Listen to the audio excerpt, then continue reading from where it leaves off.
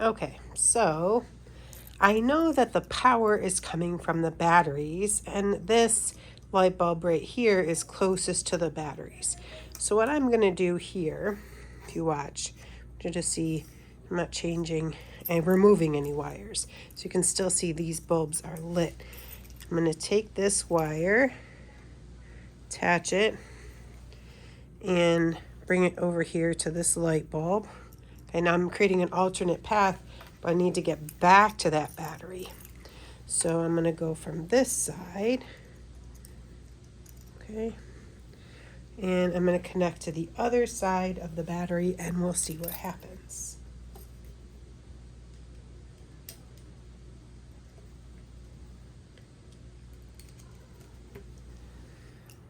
Okay, so do you see that? Here is, I created this additional path right here, and look at this light bulb, and then look at these two light bulbs. Interesting. Okay, I could do the same thing if I chose a different light bulb. So watch.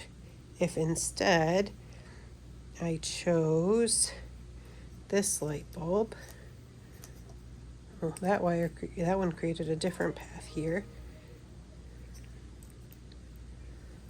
Look at that one.